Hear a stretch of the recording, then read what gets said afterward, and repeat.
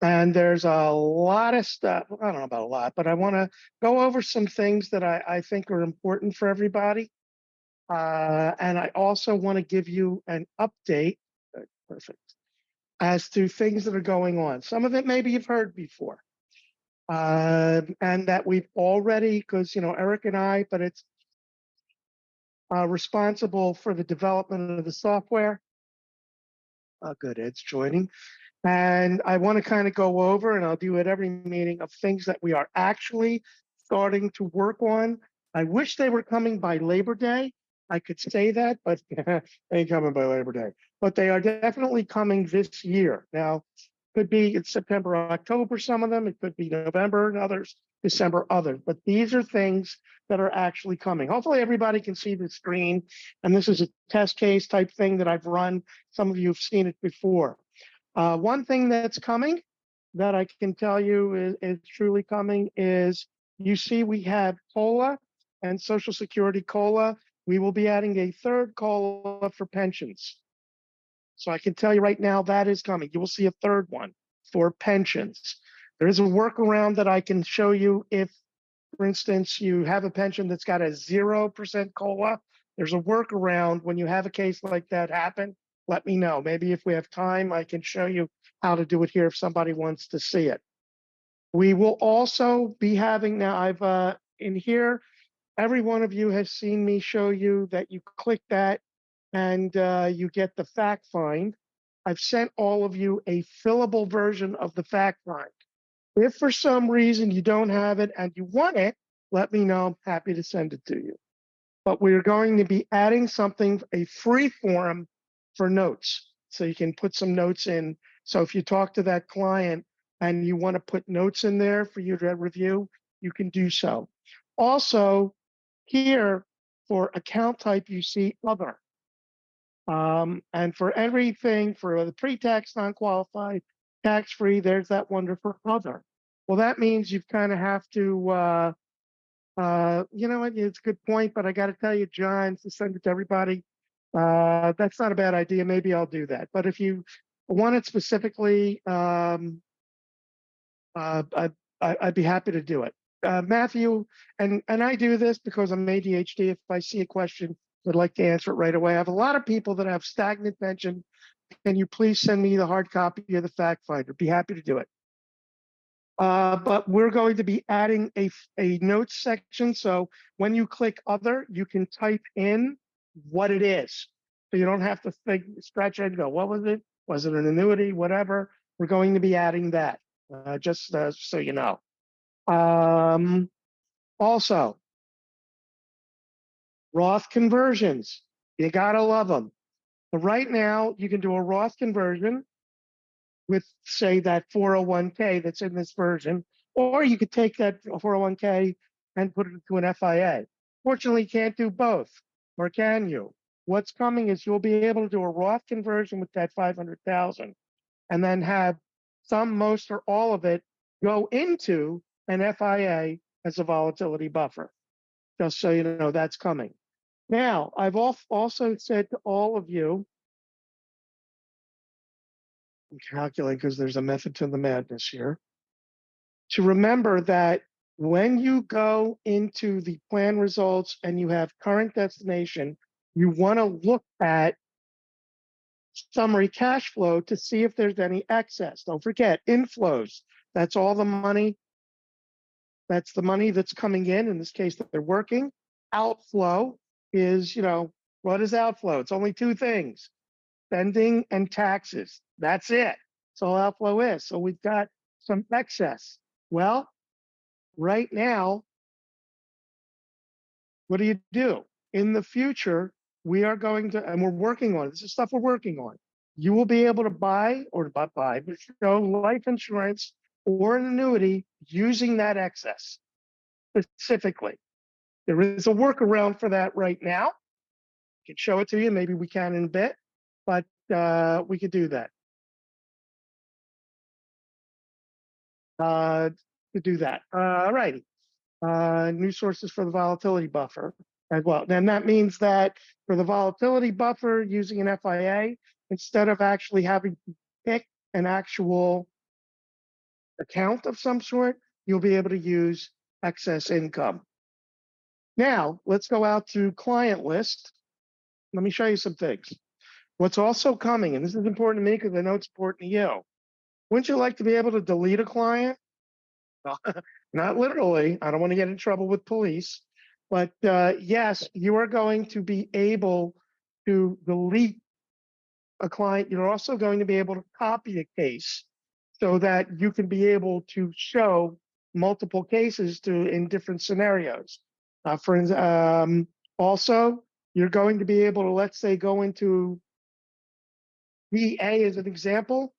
Now, this will bring up the case, but in the future, you'll be able to go into a person and save multiple cases under that person and whatever their situation is. Also, something else. Right now, it shows that, hey, we're putting it in 2023.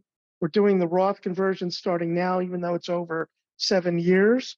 But somewhere by the end of this year, I expect, I haven't gotten the timeline on this.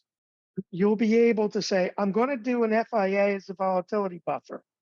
But I'm not doing it now. I want to do it in 10 years from now. I want to do a Roth conversion, but I don't want to do it now. I want to do it in 10 years from now. That is going to come this year. And remember, we're in August now, so this year isn't so far off. I wish it was point, click, and shift. One thing about doing the development of software is now I get to see exactly what it takes to do this. I mean, just adding that COLA for pensions, you think it's easy, but it's not. There's a lot of stuff that goes into it. I wish it were easy, but these things are now not just dreams, but they're actually coming. What also is coming is, I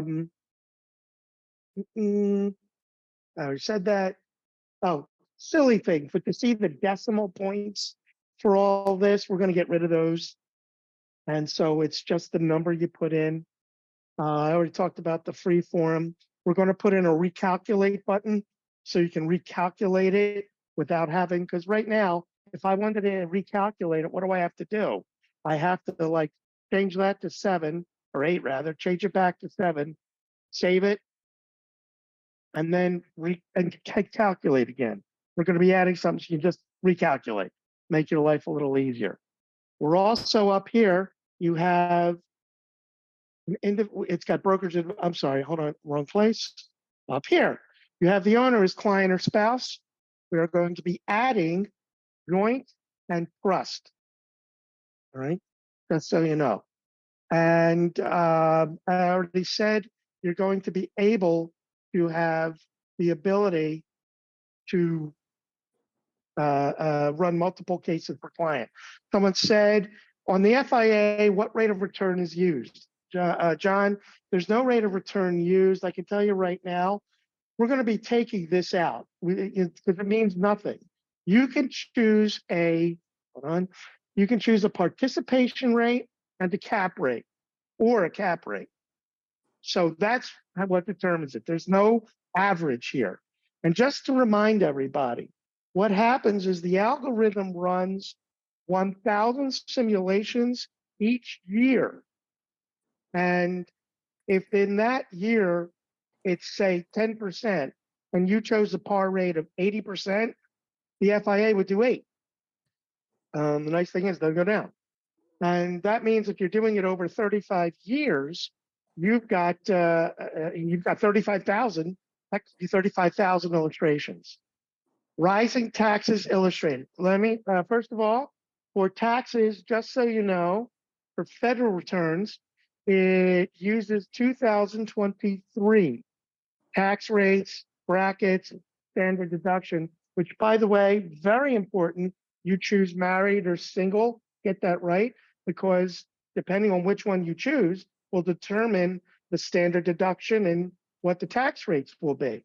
It does increase by 1.15% every year. But good news, how would you like to control the tax rates? I bet you would. Why? Because we're all control freaks. I know that. I know I'm one. What can I do?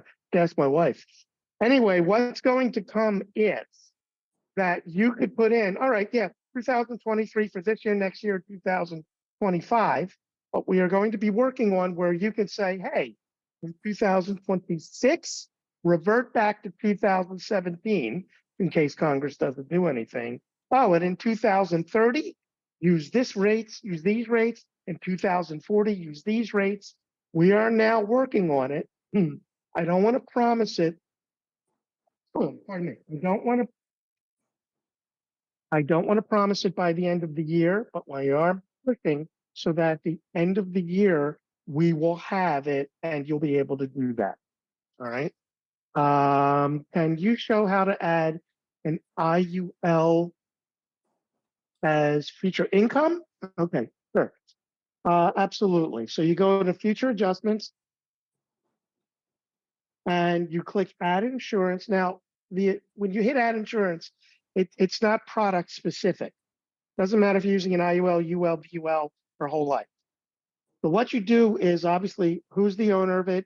You pick the asset. Again, in the future, you will be able to choose excess income. So let me just choose this for now. Now the difference here is for guaranteed income, instead of volatility buffer, you choose guaranteed income. And now you'll notice all the rest of it went away. And we have a template for you to use. I'm going to download it. I'm going to open it and bring it up for you to see. And basically what you do, can everybody see the template? And it's a CSV spreadsheet. And all you do, you don't even need the year number. You put and you can copy and paste from an illustration, but you basically put for however many years, the premium outlay, what the net death benefit is, the net cash value, and distribution. And you can see, technically the second line is year one, but you could put in via copy and paste all the data and then save it, and you'll save it as a CSV file. What you then do is drag and drop it here or choose it and upload it here, and it will then be part of the plan. I have one. I don't remember, where do I have it?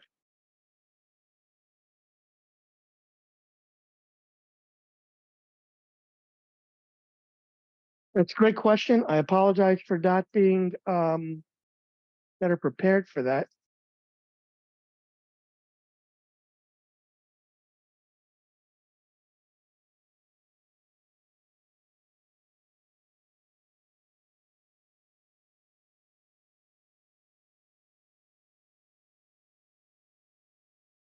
Okay, there it is. I have one that I did myself. In fact, let me see if I can find it to upload it so you can see it.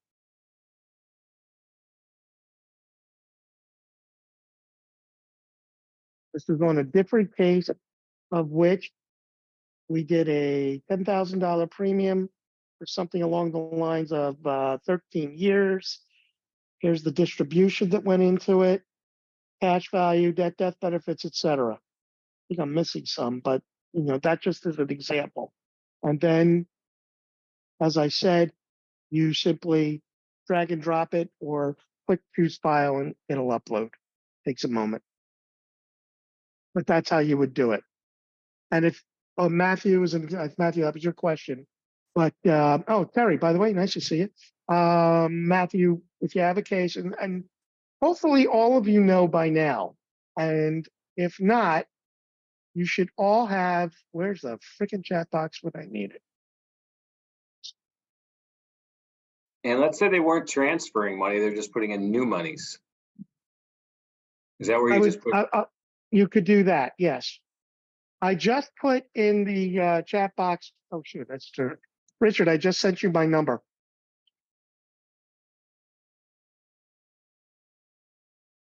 Most of you already have it, but there's my cell number. Now, many of you have already called or texted. I'm East Coast. 5 o'clock means nothing. If you're on the West Coast and it's 6:37 and you need help, text me or call me. Email's not the best at that time. And I'm happy to, if I can't answer, I won't. Now, 2 in the morning, as I've always joked, did have a problem with, although wouldn't it be funny if I answered?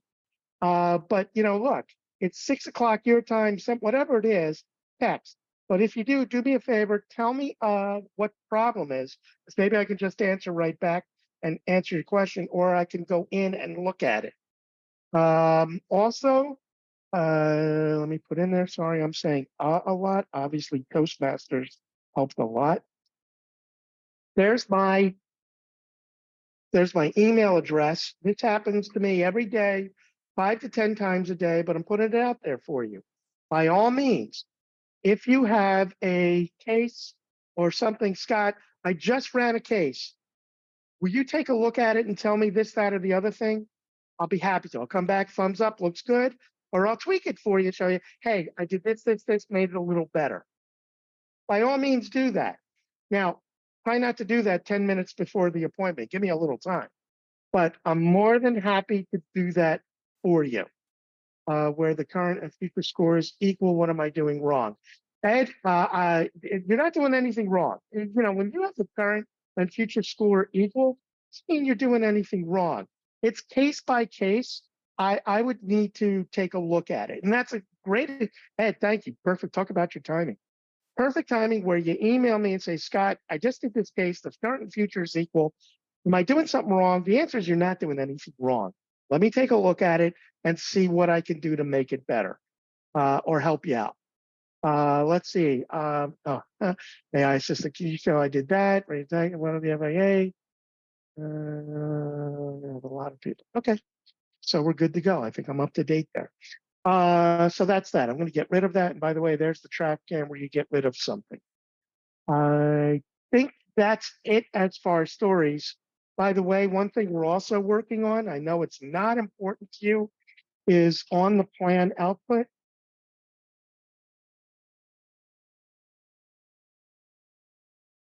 Several of you have asked me this, but something else we're working on is when you have the plan, having your name and or company name, whatever, up here as well. We're already starting to work on that too. Did I miss anything? No. One thing that we're also working on, but I don't think it'll be this year because you got to prioritize. When you hit roadmap report, you get the full Monty, everything, the presentation, data input. So one thing we're going to be doing is what's called a report builder, where you can pick and choose what reports you want to include when you hit download. If you have Adobe Acrobat, though, when you download it, you'll be able to get rid of pages, but it's easier if you were just able to point, click, and shift. So we are going to work on that, but I have to admit it's not at the top of the list. Chris, hi, Chris. I saw you got the answer to your question earlier. No, it wasn't you, it was someone else. Sorry, Chris. What are we giving the whole report to the prospect? That's up to you. That's up to you. From feedback I've gotten, the answer is no, but that's completely up to you. Oh, it was Chris. Chris White, how are you? How do I access prior Zoom meetings for data input?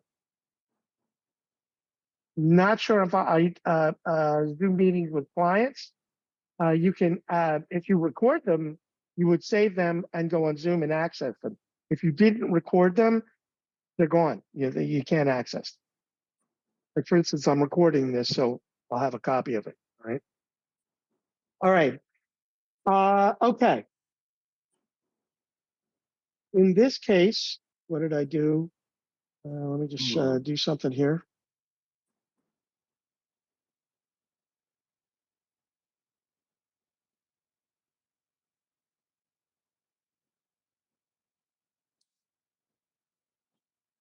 That's all correct. It's interesting why it's the same. All right, whatever.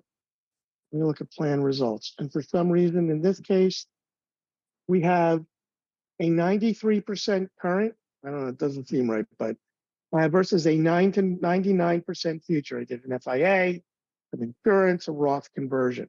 Not the point there. The cherry on top is a little more money, and another cherry is a little less than that. Nice. But this is, I've said to all of you, the star of the show. But for those of you who have been on training with me recently, you've heard this before, sorry. But for some of you, I've just started to use this, and I think it's important because if you think about this, you've heard me say FMS, facts, math, and science, in case you've forgotten that. It's their facts, and then it's the math and science of the algorithm. But one thing I'd like to point out here is when you do this and you take their assets and say, I think you should do an FIA or whatever it is you think you should do, I want you to remember something very important. You are not asking them to spend more money. Call it tweaking, call it realigning, call it reallocate, whatever. You're taking the money that they already have, tweaking it, for lack of a better way of putting it, and helping them come up with a better predictability than they had before.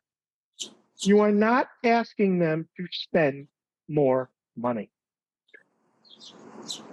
And the interesting thing about it is, in this case, we go back, we're showing them, what is it? We're showing them, that's why it's 2058. We're showing them they're spending $5,000 a month now, and then when they retire, they're going to spend $8,500 a month. All well and good.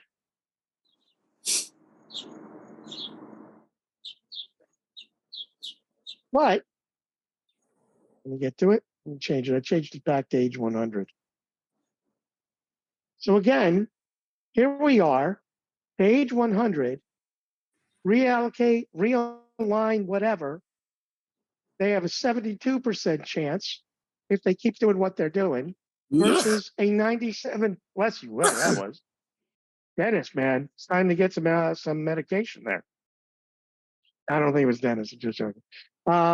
My point being is that you are not asking them to spend more money.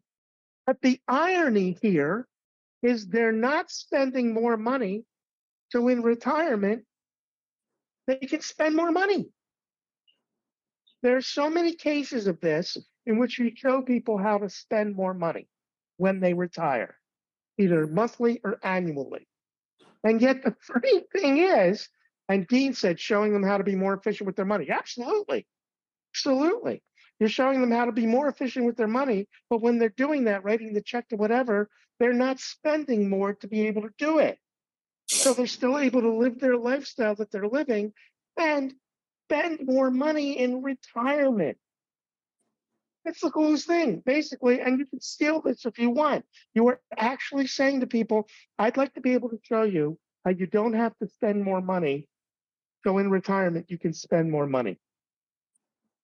I know you have to wrap your head around. I get that. The first time I said it to myself, yes, I talked to myself. Let's move on. I had to think about it because it was like, am I saying that right? Does that make sense? And yet it does. Ed, FIA payments are indexed as time with the market upside.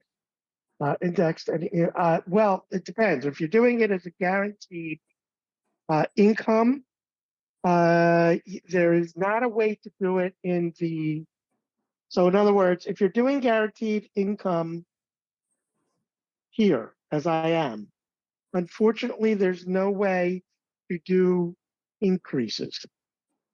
The only way around that is to ladder it. So if you've got, say, $500,000, you do like 100, 105, or whatever. There is another way to do it, a quote unquote workaround. And I'm happy to show you what that would be. Basically, going to add a new plan really quick. So let's say you've got, pretty simple, got $1 million. In this case, non-qualified, making 100, going to retire in 4 years. Social Security is going to be $2,500 a month. He's going to take it the first year of his retirement, and he's spending $5,000 a month now.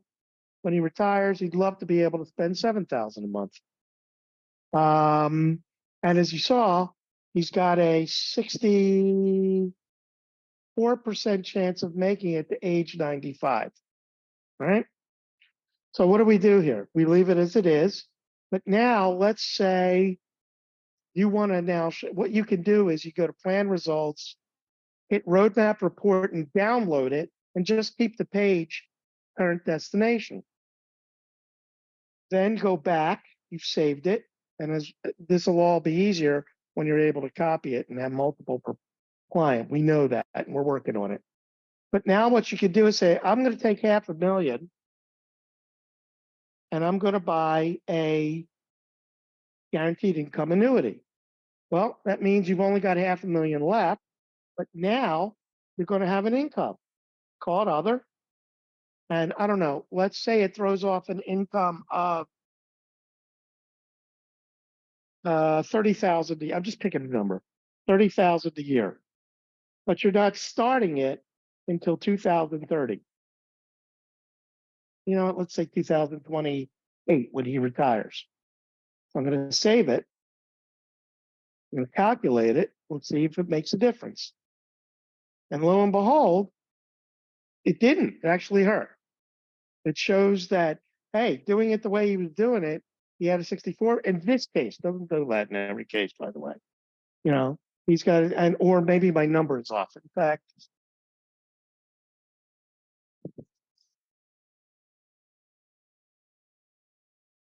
it's 65, and he's going to wait for it 8.5%. Yeah, all right. That'd be, what is that? 85,000. 8% of them of that'd be 40,000. 45. I'm usually I have a Midland chart in front of me. Now, the reason this I do it this way is because look, I got a COLA here, and it's running at 3%. So you can choose whatever, and we can even marginalize it out so it can be specific to that. But now, since I had the right number for the income, so basically, I had it at $1 million. You saw the income. He had a 64% chance of making it to age 95. But I cut him $500,000 out. By a guaranteed income annuity, it throws off 45,000 of income starting in 5 years, you know, for the rest of his life. And now he's got a 95% chance. If you don't see it, we can talk privately and I'll show it to you. All right, because it's a big group. So it's easy to get lost. Basically, that's how you can, that's the workaround right now. If for whatever reason you want to show a guaranteed income annuity with an increasing payout. Now, since we're doing that, let's take this back up to $1 million.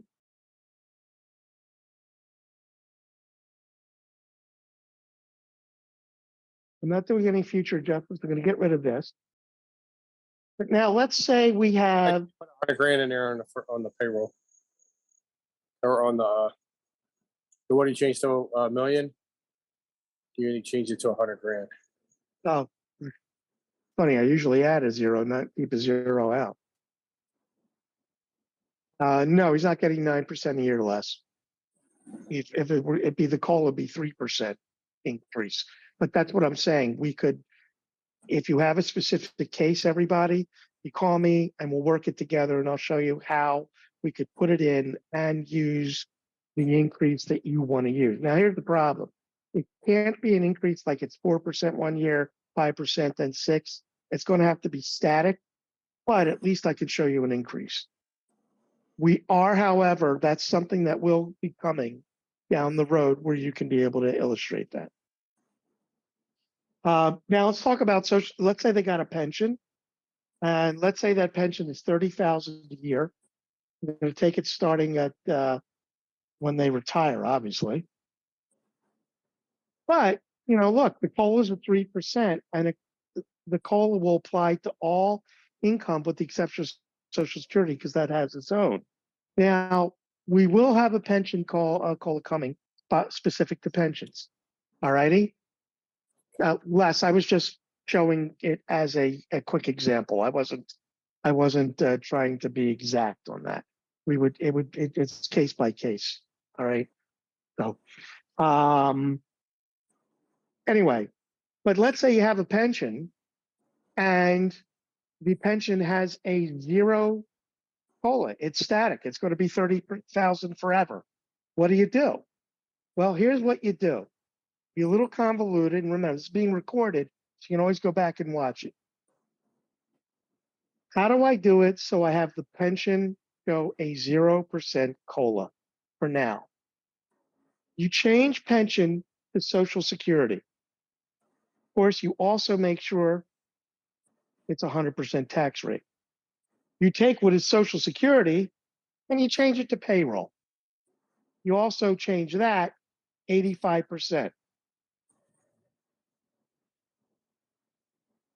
You can even make it pension and change it to 85%. Doesn't matter.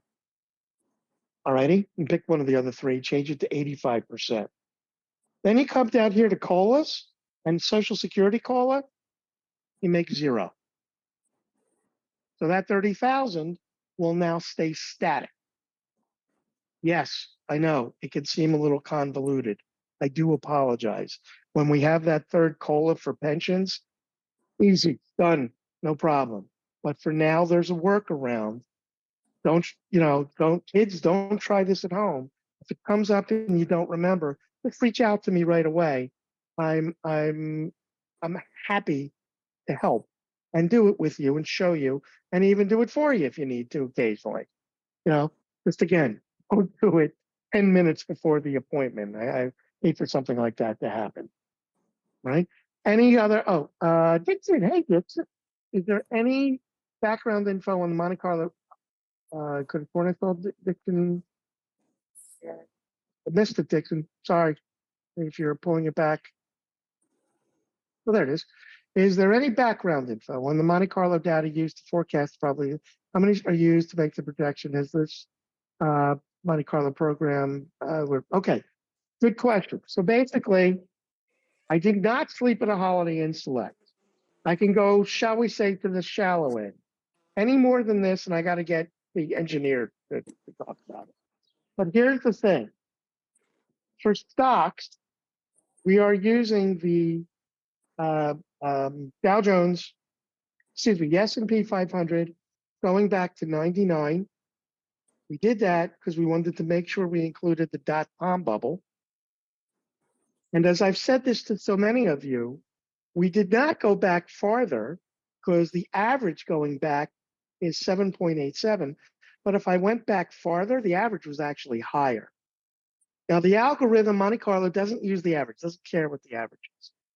By the way, for the bonds, it uses the Morningstar Bond Fund, also going back to 99. And for cash, wait for it, the Morningstar Cash Fund, going back to 1999. But what it does is, and I hope I can articulate this well, to go deeper, we're going to need to get an engineer on the phone with us. But in essence, it takes all the data points from 1999 through 2022, because we're still in 2023. And the algorithm takes all that data from all three. And what it also will do is it says, well, right now it's 50-50. So $500,000 of this is going to be part of the stock fund. So it's using those data points. Half is the Morningstar Bond Fund, using all those data points.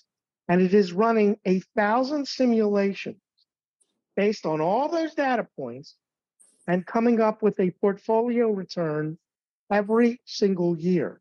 And when it does that, so again, if it's doing it for 30 years, that means it has effectively run 30,000 simulations. And what it's showing is, here are the portfolio returns. In year one, that's pretty nice. The portfolio return was 11.14%. It means when it ran all of those 1,000 simulations, half were higher, half were lower. So this year, 3.05. There's a difference. Half were higher, half were lower, so on and so forth. And here we have a negative. All righty. That's in a nutshell how the Monte Carlo simulation works. To go deeper than that, I'd love to be able to, do that, but that's kind of as far as I go. Hopefully that answers all of the questions. George, how do you account for a reduction of SS payments when it's bounced? Very, very good. Okay, good one, George. Let me show you that. All right, so let's make valued workarounds married and how add spouse.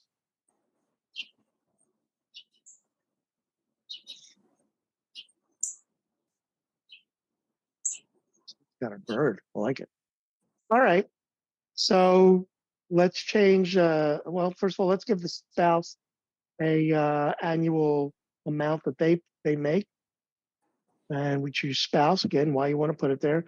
Just for the heck of it, put 25,000 from 2000 this year to 2027.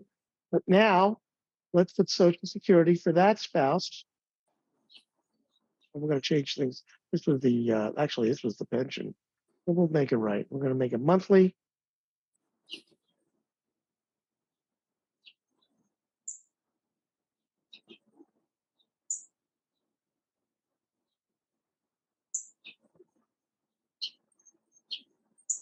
Now, I ran it so that both of them, quote unquote, live to 2053, in which they're 95. Could it happen? Sure. I could grow to be 6 feet tall. Could it happen? Sure. What's the likelihood? But here's, I think it was George, here's how you would deal with this. You would say, all right, first of all, we have to figure, when do we think, first of all, who is going to be the first to go? If it's her, not much of a difference, but if it's him, we say, all right, we think it's going to be him, and we think it's going to be when he's 85. You got to both. You got to put one in his spouse on the Social Security line.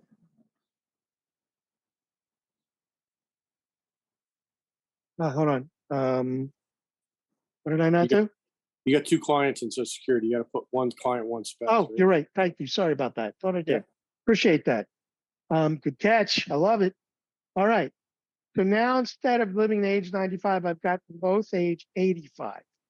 But then what I do is I add another one for Social Security monthly for the spouse. Learn my lesson. But now I put it as, say, 2250. And I added an extra zero. I always do. That one I added the zero. This time I started in the year 2044 going to 2053. 2053. That's how you would do it. And maybe you either guesstimate or maybe you know the number. But that's how you would put it in, showing one passing away and then the other, if it's, if like in most cases lately, I mean, that's actually changing as time goes on, but in most cases, it's the female spouse that survives and then gets a bump up because Social Security does its calculation. Dixon, you're more than welcome. Les had to go. All right, good seeing you. Why are tax rates 85? I can't see that. Why are tax rates 85 or 100 on income? I apologize, Robert. I did that.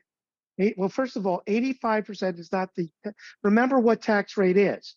It's saying that $2,500 a month, which is $30,000 a year. When tax time comes around, software is going to say, what's 85% of 30,000? That's like that's 25,500. It's going to add 25,500 into their taxable income, whereas this 100,000 is payroll. All of it is taxable. That's why it's 100%. If you put a net number in, so let's say, for instance, Social Security, you felt it wasn't going to be 85% based on how you're going to do it. It's going to be, you figured it out. Sorry, Robert. But good point nonetheless. If you're putting it in there and you think when she starts taking Social Security, based on what you've done, remember, you've done a Roth conversion got money in FAI, you could change it to 50% because you think he's going to be, she'll be at 25,000 or less. So it will be 50%. Or maybe you think it's going to be zero because remember, provisional income will be less than 25,000.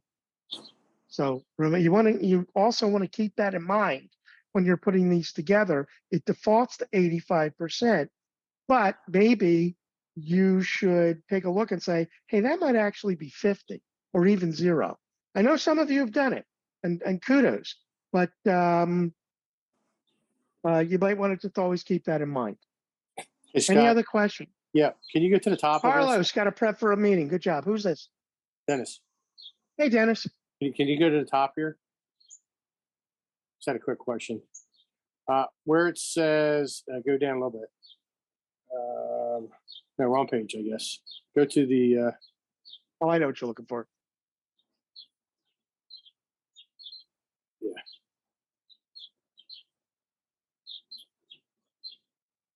So when it shows the monthly retirement budget, right now it's adding the 2 up, right? Is that going to change? It's not on the top of the list, but it is going to, if it makes sense. What I want it to become is when they're retired, put the number there that is their spending desire for when they retire. Because Right, I'm saying what it changes when you have like, you start off with, in this case, we started with 5 and then we added 2, says our budget is putting 7. them together. Yeah, well, in this case, it's right because that is what they want to Yeah, they're spend adding together. I in get it. retirement. But let's say I put something in there because so many times I'll add an example of, say, hey, let's show what it would be to buy a boat. And I put that 30,000 in there.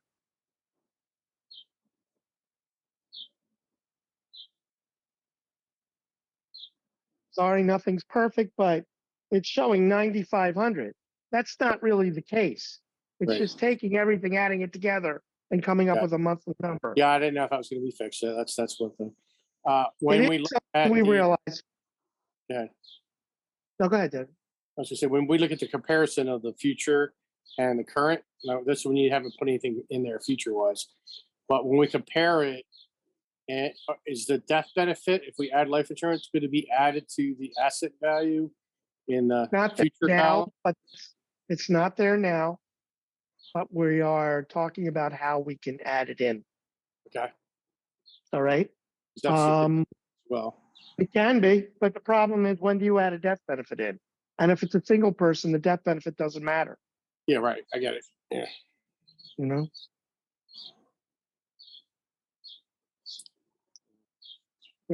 8,000, that'd be good. All right. Doing that just to do that. Is there a place for rental income? Yes. An income right here, an incomes. You would just add it other, annual or monthly. Client or spouse won't matter, but then put in whatever the income is. It's 100% taxable unless you're putting the net number, and start year end year. If it's rental income, it's foreseeable that they'll have it for the rest of their life, but that's where you would put it.